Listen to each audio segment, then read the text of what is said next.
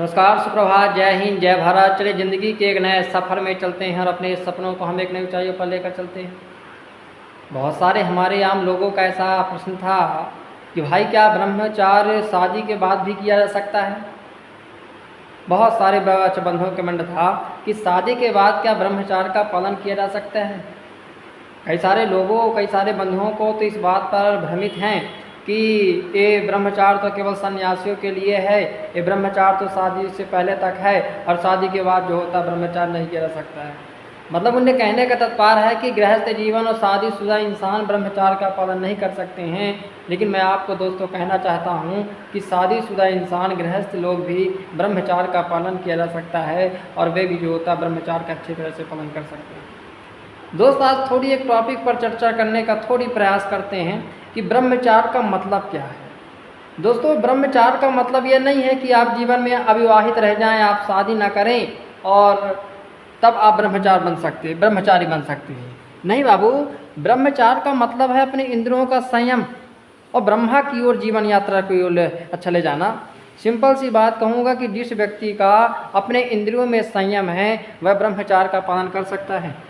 ब्रह्मचार्य शब्द को दो भागों में बांटने की अगर हम कोशिश करो, ब्रह्मधनचर्य, ब्रह्म यानी परम सत्य, परमात्मा, चर्य यानी आचरण, यानी ब्रह्म की तरह हमारा यदि आचरण है, परम सत्य की ओर हमारा आचरण है, हमारा आत्मनियंत्रण की ओर यदि आचरण है तो वह हमारा ब्रह्मचार्य कहलाता है, वह हम ब्रह्मचार्य कहलाता है।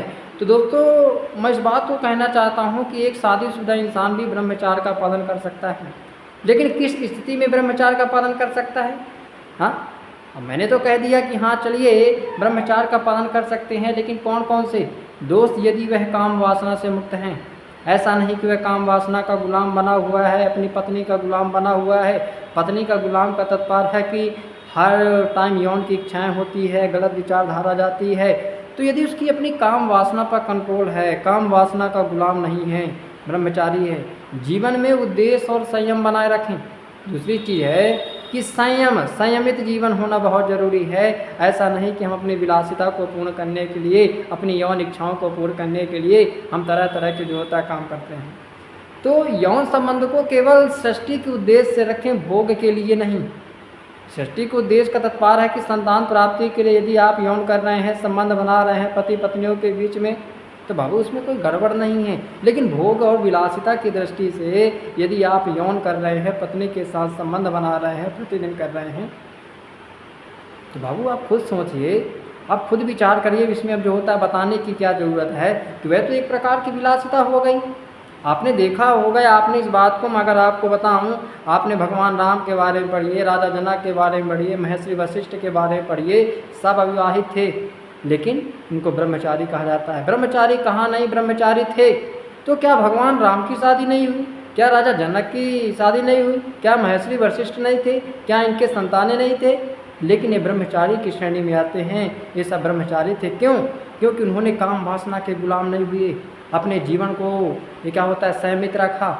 और यह है अपने विवाहित जीवन को, अपने गृहस्थ जीवन को भोग के उद्देश्य से नहीं बल्कि केवल और केवल सृष्टि के उद्देश्य से और संयमित होकर जीवन जिया। और आज आप देख सकते हैं उनका क्या है। तो हम किसी प्रकार से कभी यह नहीं कह सकते हैं कि हाँ कि ये शादी के बाद ब्रह्मचार्य का पालन नहीं किया जा सकता। दोस्तों, मैं थोड़ी चर्चा कर लूँ कि विवाह और संयम का हम कैसे संतुलन कर सकते हैं। देखिए, मैंने आपको पहले भी बता रखा है कि विवाह का उद्देश्य सिर्फ भोग नहीं है। और यदि आप भोग उद्देश्य यदि आपके मन में और आपके धारणा में, आपके मस्तिष्क में यह है कि नहीं यह विवाह तो हम केवल भोग के लिए कर रहे हैं, तो फिर आपकी मानसिकता गड़बड़ है, आपके विचार गड़बड़ हैं और आपकी सिस्टम गड़बड़ है। तो मैं आपको बताता हूँ कि विवाह और संयम का संतुलन हम कैसे बना सकते हैं। भैया, हम जीवन में धर्म हो गया, अर्थ हो गया, संतान धर्म का पालन करें।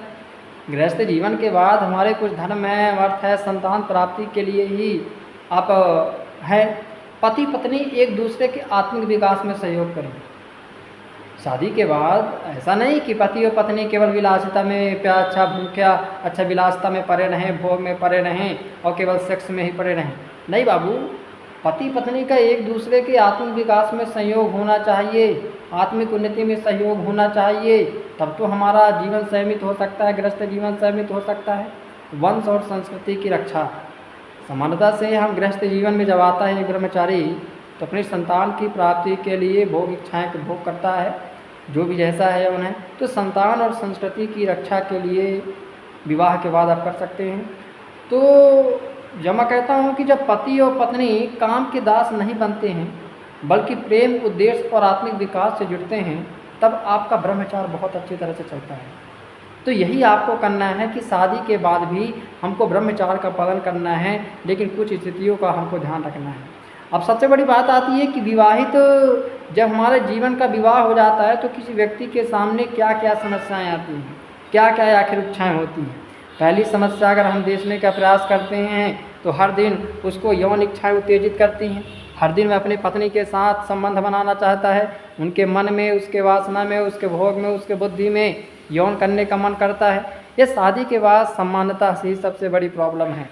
दूसरी प्रॉब्लम क्या है? सोशल मीडिया हो गए, वेब सीरीज हो गए, पॉर्न हो गए, सब कुछ भोग को बढ़ा रहा है।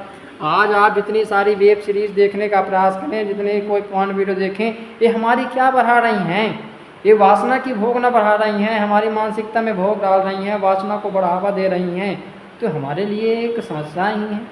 और सामान्य सी बात है कि आज के लोगों में आध्यात्मिक विकास का ना होना, आध्यात्मिकता का विकास नहीं है, धर्म का ज्ञान नहीं है, अर्थ का ध्यान नहीं है, अपने संस्कार के ध्यान नहीं है। तो हम केवल शादी के बाद उस जीवन को वासनात्मक हो जाता है। वासना और भोग की पूर्ति के लिए हमें ऐसा लगता है कि हाँ, हमने शादी की है तो बस केवल अपनी वासना की पूर्ति के लिए। बाबू गिर जाओगे, बाबू ख़त्म हो जाओगी। धीरे धीरे अच्छी चीज़ों को ग्रहण करो, वास्तव में समझो। अब अगर आप इन सभी चीज़ों में लत हैं, यौन की इच्छा में लत हैं, वेब सीरीज पॉर्न की वीडियो देख रहे हैं और जीवन को भोग समझ रखा है, तो इससे क्या होगा? हाँ, आप सभी जानते होंगे इससे क्या होगा। शरीर आपका कमज़ोर हो जाएगा, दिमाग आपका भ्रमित हो जाएगा, रिश्ते आपके खोखले हो जाएंगे, आध्यात्मिकता आपकी शून्य हो जाएगी। तो ऐसे जीवन में ब्रह्मचार्य का कभी पनप भी नहीं सकता, ब्रह्मचार्य की जड़ भी नहीं लग सकती यदि ये सभी चीज़ आपके हैं। भोग है, कामना है, विलास है, आध्यात्मिकता का कोई स्थान नहीं है, धर्म का कोई ज्ञान नहीं है, तो क्या होगा? सामान्य सी बात है, आपका जीवन खत्म हो जाएगा, आपका ब्रह्मचार्य नष्ट हो जाएगा और फिर आपका जीवन कैसे हो जाएगा। अब मैं थोड़ी सी चर्चा कर रहा हूँ कि विवाहित जीवन को ब्रह्मचार्य, मतलब जो विवाहिता के बाद जब हम विवाहित हो जाते हैं, शादी हो जाती है, तो उसके बाद हम ब्रह्मचार्य को कैसे पा सकते हैं, कैसे हम ब्रह्मचार्य को अच्छी तरह से कर सकते हैं। तो पहला चीज़ है सेक्स का संयमित उपयोग। सिर्फ संतान प्राप्ति के उद्देश्य से आपको अपनी पत्नी के साथ संबंध बनाना है, अनकंट्रोल डिजायर से नहीं। ऐसा नहीं कि हम अपनी वासना और भोग की पूर्ति के लिए हम पत्नी के साथ संबंध बना रहे हैं, हम पत्नी के साथ गड़बड़ काम कर रहे हैं। तो मैं कहता हूँ केवल संतान की प्राप्ति के लिए सीमित बार आप संबंध बनाएं, पति पत्नी दोनों का आध्यात्मिक लक्ष्य हो। दूसरी बात है, फिर से मैं कहना चाहता हूँ कि विवाहित ब्रह्मचार्य को कैसे अपनाना है अपने। पहला है सेक्स का संयमित उपयोग करना है। दूसरा, पति पत्नी का आध्यात्मिक लक्ष्य हो। आप पति पत्नी के साथ मिलकर साथ में नाम जप कर सकते हैं, ध्यान कर सकते हैं, जप कर सकते हैं, साधना कर सकते हैं, भगवान से जुड़ सकते हैं। ये चीज़ें होनी चाहिए बाबू, तब ना आप दोनों आध्यात्मिक उन्नति में जाओगे। नहीं फिर वही वासना में डूब जाओगे। तो ये है। दूसरा है उत्तेजक कंटेंट से दूर रहना। आज मूवी हो गई, रील्स हो गई, सोशल मीडिया हो गया, अश्लीलता हो गई, इन चीज़ों से बचना है, तभी आप विवाह के बाद भी ब्रह्मचार्य का पालन कर सकते हैं। आज आप देखिए कि हमारी वेब सीरीज हो गई, मूवी हो गई, ऐसे कोई फिल्म नहीं है, ऐसे कोई मूवी नहीं बची जिनमें कोई रोमांस ना हो, रोमांटिक सीन ना हो, छोटे कपड़े ना हो और हमारी बुद्धि को भ्रष्ट ना कर रहे हों। तो इन चीज़ों को पकड़ना, इन चीज़ों से दूर होना है। चौथी चीज़ मैं आपको कह रहा हूँ बाबू, भोजन और दिनचर्या शुद्ध रखें। तामसिक भोज्य पदार्थों को मत खाएं जो आपकी वासना को उत्तेजित करती है, आपकी कामना को बढ़ाती है। इसलिए जीवन में संतुलित और सादा और संतुलित भोजन करने का प्रयास करें तो आपका ब्रह्मचार्य बचा रह जाएगा। चौथा है रात को जल्द सोएं और सुबह ध्यान करें। आज का वर्तमान समय ऐसा है कि हम रात भर तो मोबाइल चला रहे हैं, अश्लील कंटेंट देख रहे हैं, पॉर्न वीडियो देख रहे हैं। तो जीवन को संयमित करने के लिए बाबू आपको मोबाइल का कम उपयोग करना है और प्रयास करना है कि हम सुबह जल्दी उठ के एक्सरसाइज करें, व्यायाम करें, योग करें। तो छठ मैया की शास्त्रों और संतों के जीवन से प्रेरणा लें। आज भी हम चाहे चले साधु संतों के पास तो जा तो नहीं सकते हैं, या फिर जा भी सकते हैं, लेकिन चलिए हमारा यूट्यूब का माध्यम हो गया, कई ऐसे माध्यम हैं जिनके द्वारा हम उनके विचारों को, उनके भाव को, उनके कथाओं को, उनके ज्ञान को सुन सकते हैं और जीवन में उतार सकते हैं। महर्षि पतंजलि के अनुसार कहते थे कि ब्रह्मचार पालन से वीर की रक्षा होती है और उससे महान तेज उत्पन्न होता है। तो ब्रह्मचार कोई साधारण जीवन नहीं है, वीर आपका कोई साधारण चीज़ नहीं है, ये आपके जीवन को बदल सकता है और आपका भविष्य को उजाले में रास्ते में रह सकता है। तो दोस्तों मैं आपको कहना चाहता हूँ कि ब्रह्मचार के रास्ते में शादीशुदा होना कोई बाधा नहीं है। अगर आप इच्छाओं के स्वामी हैं, अगर आप अपने जीवन में संयमित रख रहे हैं, अपने जीवन को संयमित कर रहे हैं, यौन की इच्छा में ज़्यादा नहीं भाग रहे हैं, अपने आप में कंट्रोल है, तो आप ब्रह्मचारी हैं। विवाहित ब्रह्मचार एक उच्च मार्ग है जहाँ आप संसार में रहकर भी अपना आप आत्मा की ऊंचाई को पा सकते हैं। गृहस्थी में रहकर संयमित जीवन जीना ये असली तप है। तो मैं आपको कहना चाहता हूँ दोस्तों, ब्रह्मचार पालन किया जा सकता है विवाह के बाद भी, लेकिन यदि आप इन कुछ चीज़ों का यदि पालन करेंगे तो। दोस्तों किसान नमस्कार, जय हिंद, जय भारत। मैं मिलूँगा एक अगली वीडियो में। यदि आपको मेरी ये वीडियो अच्छी लगी हो तो प्लीज़ लाइक, सब्सक्राइब, कमेंट कीजिएगा।